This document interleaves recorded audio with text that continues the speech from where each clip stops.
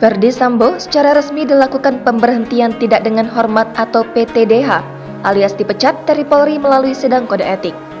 Terkait itu, Verdi Sambo mengajukan banding atas hasil putusan sidang kode etik tersebut.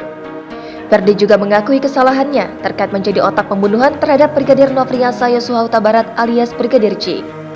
Meski begitu, Verdi menyebut dirinya akan menerima hasil keputusan banding yang dia ajukan.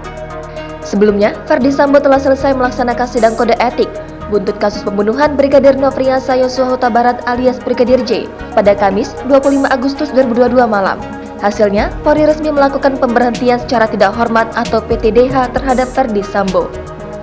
Untuk informasi, Brigadir J tewas setelah ditembak di rumah dinas ex-Kadif Propam Polri, Irjen Pol Verdi Sambo di Komplek Polri Duren 3, Jakarta Selatan pada Jumat 8 Juli 2022. Terkait itu, tim Sus Polri sudah menetapkan 5 orang sebagai tersangka dalam pusaran kasus pembunuhan Brigadir J. Kelima orang itu adalah Irjen Verdi Sambo, istri Verdi Sambo Putri Chandrawati, Baradae, Bribka Riki Rizal, dan Kuat Ma'ruf. Baradae dijerat dengan pasal 338 KUHP tentang pembunuhan, junto pasal 55 KUHP dan 56 KUHP. Sedangkan Verdi Sambo, Putri Chandrawati, Bribka Riki Rizal, dan Kuat Ma'ruf dijerat dengan pasal 340 tentang pembunuhan berencana subsidiar pasal 338, junto pasal 55 dan 56 KUHP. Ketiganya mendapat ancaman hukuman lebih tinggi dari Baradae, yakni hukuman maksimal 20 tahun penjara atau pidana mati.